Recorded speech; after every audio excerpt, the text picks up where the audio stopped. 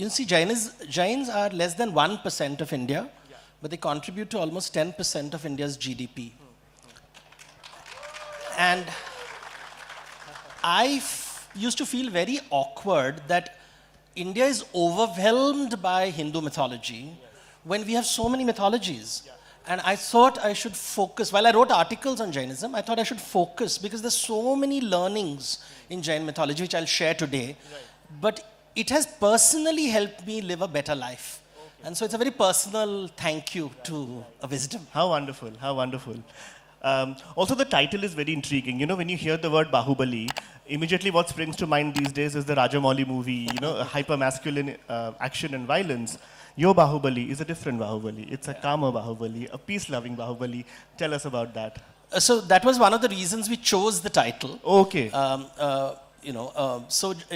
Especially the Digambar community, Bahubali plays a very important role. In the Shwetambar Jain community, he doesn't play an important role. So it was a decision because, you know, when young people talk about Bahubali, they think of a Bollywood movie and they think of a very violent, you know, hyper-masculine hero. And I felt bad that India's world's first non-violent hero is Bahubali. And he seems to be eclipsed by Bollywood's violent hero. So I think at least people should know that our culture has a non-violent hero, which is unheard of in civilizations around the world. So I think the least we can do is remember Bahubali. Wonderful. We all know that Rishabh Dev is, of course, you start the book with Rishabh Dev, who's the first Tirthankar.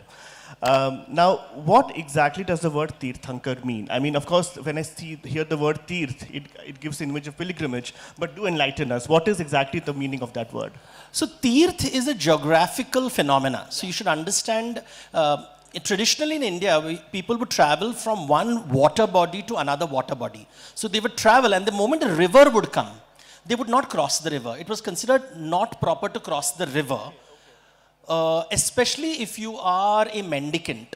So the only way to cross a river is to take a boat or a bridge. But a boat or a bridge is created by human beings. So it's man-made, it's artificial.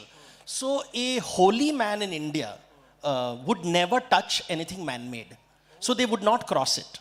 So they would look for the shallow part of the river where they could cross. You can just walk across the shallow part where there are rocks. That's called a tirth.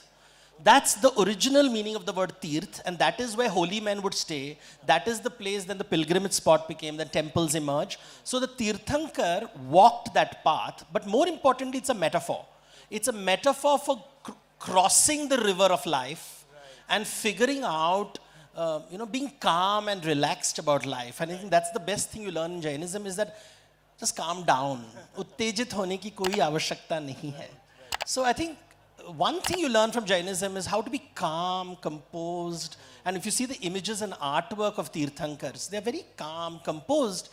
And you know, Rishabh Dev we speak about, all the Tirthankars look the same, which means they've given up identity.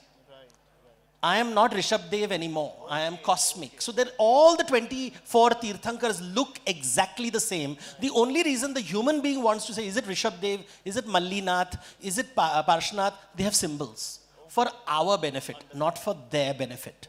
So I think this is a wise, these are complex ideas. I'm sure. And I think we are a country of these wonderful ideas. And I love writing about them.